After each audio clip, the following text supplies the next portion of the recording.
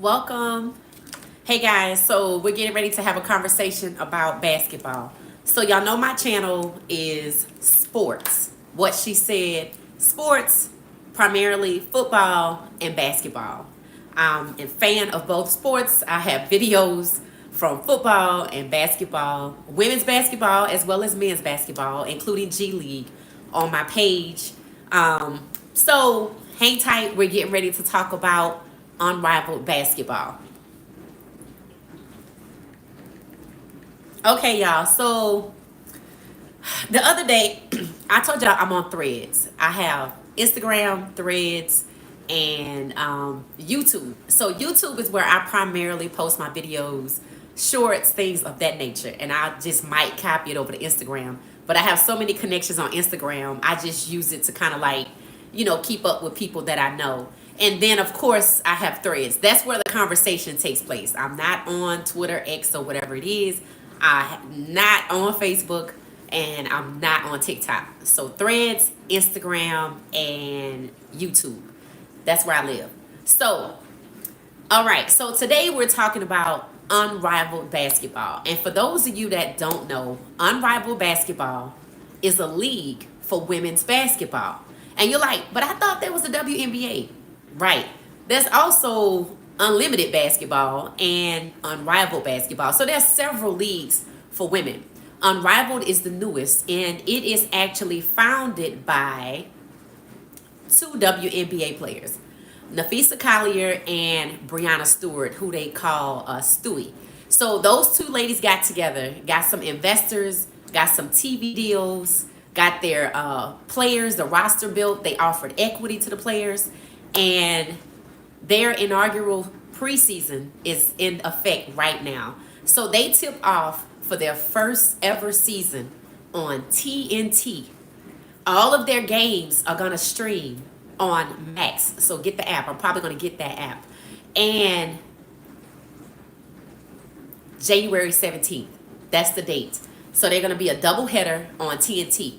So when I got a hold of all that information, that they're tipping off on the 17th, that I saw when they were selecting their roster, it was great how they did it was like a game. You had to guess the clues. I was a part of that and guessing who was who, and I was excited to see my faves like Arike Ogunwale, of course Angel Reese, what's her name, from the Sparks. Y'all know I love her. And like Rikia Jackson.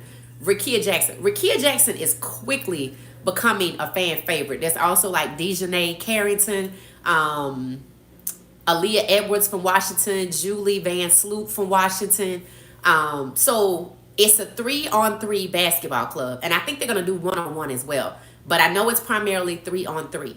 Well, when I heard that they got a TV deal with TNT back in like the summer, I was like, what? And I know I said something about it on social media. So when they announced the clubs that they would be playing in Miami or right outside of Miami called Medley, Florida, I think, I posted the other day. I said when they did their media day, what they did was they introduced and highlighted every player and every ball club. And on Threads, you can read it. It says, I said it, Unrivaled Basketball has done more in one preseason than the WNBA has done all last season. What I meant by that is they introduced and highlighted each and every player. They weren't just focused on one player. So somebody came and started replying to my comments and said, you mean since the inception of the WNBA, they have never focused on highlighting all of their players, all of their ball clubs. So I was like, you know what? You actually right. But I was just thinking about last year because it was such a disparity. And when you had someone like Alicia Gray, who's also playing, if I'm not mistaken, I think Alicia Gray is on one of the rosters. When you had her, Alicia Gray and Arike Ogunwale both playing in the All-Star game, and Alicia won both of the contests, and y'all saw Arike, she shot the lights out. I was like, there is no way we should not still be talking about this. It's like it came and went, right? So I was really about to be done with the WNBA. In fact, If you look at my channel, I have a lot of WNBA videos. I went to the WNBA games in Atlanta. And, I'm a fan favorite of Angel Reese. So, I kept up with her, but I didn't like the way she was being treated. I could see where racism was being used as a marketing tool, and I didn't like that. I didn't like that at all. So, for me, I kind of was starting to tune out as we got closer to the end of the season. And once Angel got hurt, I was out. I couldn't even force myself to watch no more because I didn't like the way that players who even played for the Indiana Fever were being snubbed. And like Kelsey Mitchell, she was actually the best guard on the team, right? And Aaliyah Boston, and I could kind of see the buy-in they were getting for her. Basically, they were trying to have Aaliyah Boston be that person who's like, it's cool to give Caitlyn all the shine. No, it's not, because she wasn't doing all the work. Go argue with your mother. So when this season started and I heard that there was an offer extended to Caitlin Clark for $1 million to join Unrivaled, she said no. And I was like, cool, it's not a big deal because honestly, I didn't think it was necessary anyway. The team, the roster, it's like 30, 36 players, star power. So let me tell you how engaging they already are. Just off of one post, I was intrigued enough to look up which teams were playing in the doubleheader. I'm thinking about downloading the app. I even went to their website and looked at the names of all of their ball clubs. Now, there's 6 ball clubs. Let me just see what I can remember. So this is a testament right here. They have Vinyl. They have Rose. That's who Angel Reese plays for. They have Phantom. I think that Brianna Stewart is a part of that club, and I think that club is going to be the best club. They have Mist, which I think Rickea Jackson plays for. So maybe Mist the Phantom. And I know Dejanay Carrington and Rickea Jackson are on the same team. So that's Rose, Vinyl, Mist, Phantom, Laces. Laces is number 5. I know 5 of the 6 clubs already off the bat and know who some of the players are on respective teams. I actually am already familiar with the roster, and I'm not paying attention to them 24/7.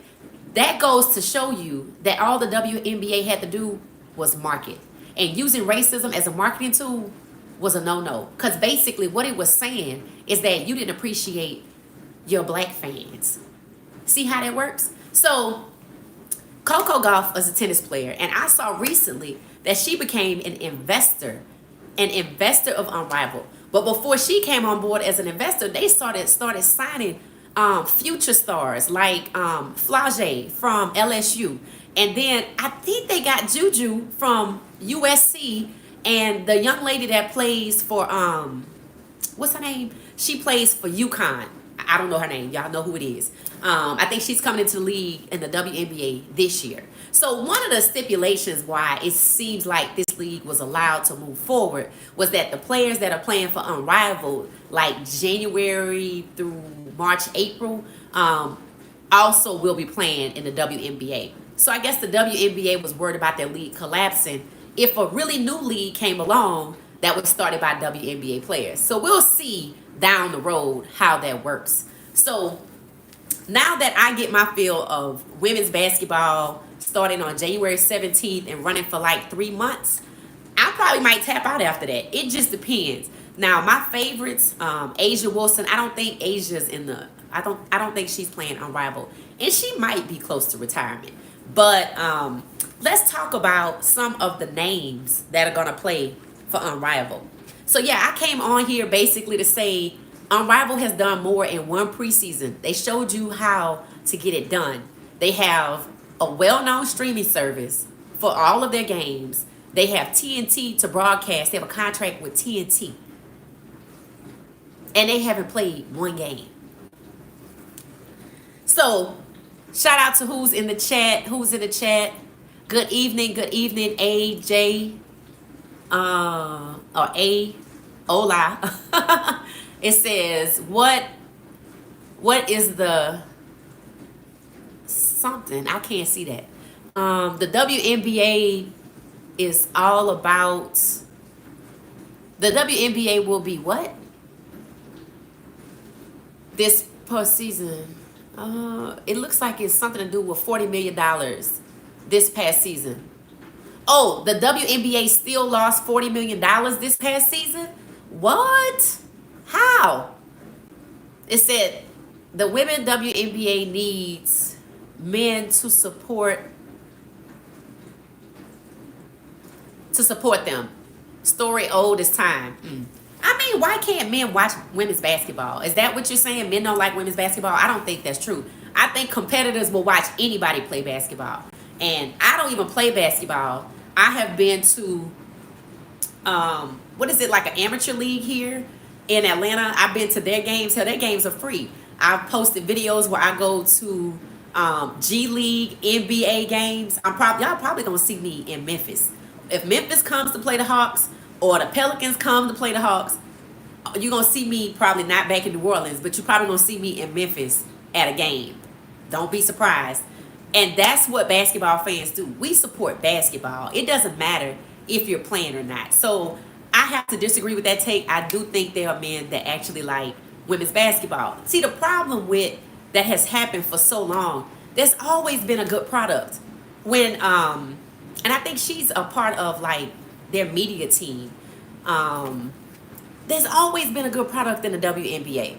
So to me, it was always about their lack of advertising. And see, last year they wanted to ride the coattails of one particular person. But see, the problem is not everybody's a fan of that one particular person. So they were actually had the other clubs just out there fending for themselves.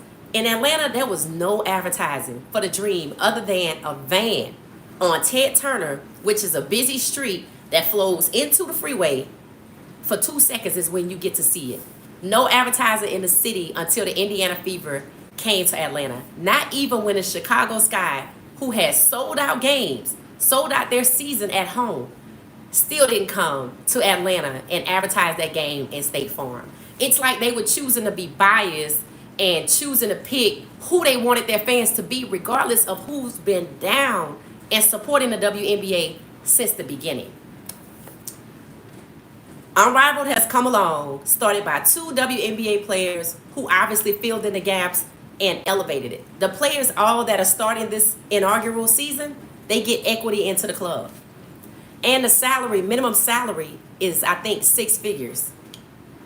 Something the WNBA just doesn't seem to do. I think Angel's salary in the WNBA is like $75,000. Like, and then they pay for their housing. Excuse me, give me my money and I'll find my own housing. So like, it's just a lot of work, a lot of effort for not a lot of reward in the WNBA. In particular, 143 elite players. 143 elite players, but you want to focus on one. Kelsey Mitchell, best guard on a team, but she gets shunned until it comes up that she could be a free agent. So you really don't care. You just do what you got to do to keep a team around one particular player. And when that one player came out this year, Caitlin Clark, and said that the WNBA was built off the backs of black women, people got upset with her being honest. I think that's something she should have said last year. But she said it, so I'm cool with it, and I'll probably be a fan of hers. So she chose not to join Unrivaled. I don't think they need it myself. Their marketing team, their social media team is on it. In fact, I think the WNBA could take lessons from Overtime and Unrivaled on how to do marketing. That's how you know they need some leadership changes at the top in that league if they want to continue on. One person is not going to make that league go on for the next 10 years. So I'm going to Unrivaled's page, and let's see if I can find comments. Welcome, guys. Welcome. We're talking about basketball. We're discussing Unrivaled. I know I'm a football channel, but I'm also a basketball channel because I'm a sports channel. And I actually started last year during basketball season. So I already have a lot of basketball videos. Let's see. It says it right here. I said Unrivaled Basketball has done in one preseason what the WNBA has failed to do all last season. That's highlight all of its players. And then somebody came and said, you mean since they were established, they have never been able to do that? So shout out to Unrivaled Basketball. They are generating excitement. Let's talk about the names of the ball clubs so y'all can know. I probably will be watching on January 17th after I get my hair rebraided. Let's see. Have y'all even heard of Unrivaled Basketball? Hard. Let's see. Hello, hello. Hello, Catherine. Or Cameron. Is that Cameron? Cameron. Welcome, Cameron with a K. That's cute how you spell your name. Kamryn. Cameron. That's cute. Okay. Let's see. Unrivaled Basketball. Okay. So let's talk about the name. Now, what I like about Unrivaled that they did was they didn't use the word team to describe the teams. They used the word club. So you know how soccer has soccer clubs? Well, they have basketball clubs. They have 6 clubs. Let's see. They have, let's see. I went here the other day. Here we go. So they have 6 clubs. One is the Laces. I guessed 5 off memory. The Laces, the Lunar Owls. That's the team I left out. The Mist and Phantom and Rose and Vinyl. Okay, so let's talk about who's on Laces. Okay, so there's on the roster, we have Jackie Young. Now, this is the Laces Ball Club.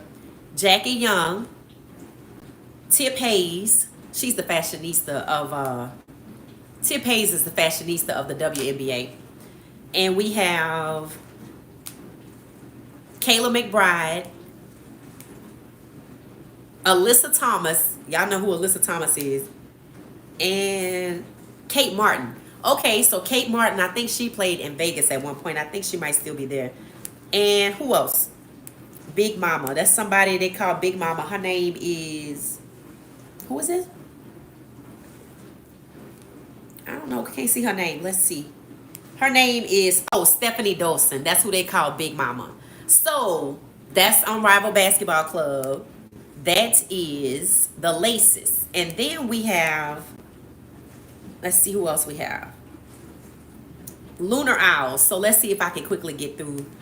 Who plays for the Lunar Owls?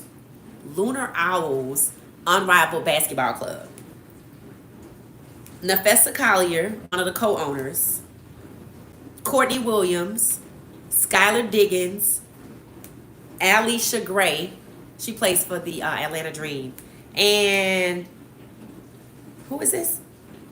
Shakira Austin and Cameron Brink. So a lot of people are friends of Cameron Brink. Hi, welcome. And then we're talking about Unrivaled Basketball and the names of the clubs. Their first game of their inaugural season is January 17th. It's a doubleheader on TNT.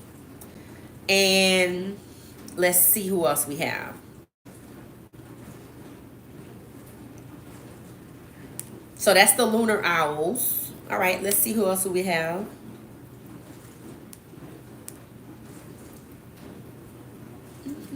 Oh, I'm supposed to be somewhere too. All right, this is not.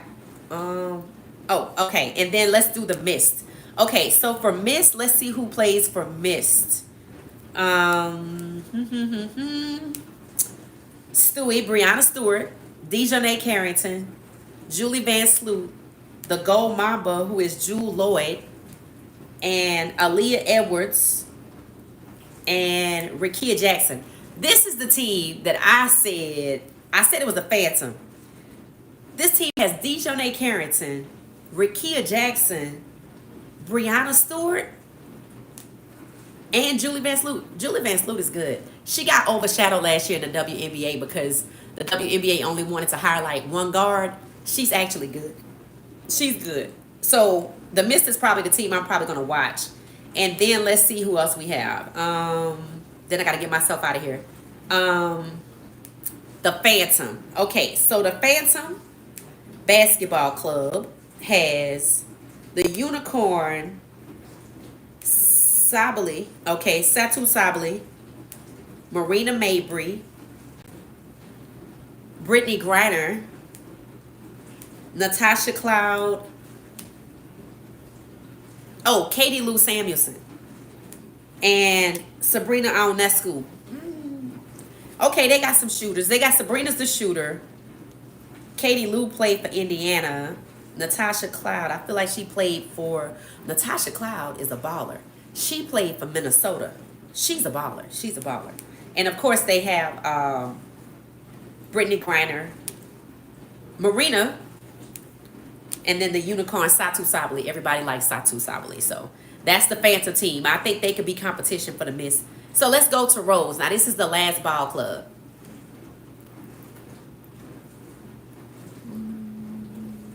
Okay. Welcome. All right. So the last one is. Okay. The last ball club is Rose. Angel Reese, 305 Barbie. The point guard, Chelsea Gray. Slim. Who is this? Brittany. Brittany Skyler? Brittany Sykes. Brittany Sykes. Brittany Sykes. And Kalia Cooper. Azura. And Lexi Hall. Lexi Hall played for Indiana too. So, yeah, I guess that's good. Angel's on there. And then the point guard, Chelsea Gray's on there. So, I guess that's good. And Kalia Cooper, she's a good shooter too. So, that's the Unrivaled Ball Club. January 17th. They have a doubleheader kickoff on TNT. Check your local listings and your local times. So I'm thoroughly excited because during the whole entire WNBA season last year, I kept saying there needs to be a new ball club. There needs to be a new league. And here it is, Unrivaled. So I will be supporting January 17th, TNT doubleheader tip-off. All right, y'all. So I'm going to get out of here because I got to get out of here. No, the NBA does. The NBA supported the WNBA financially.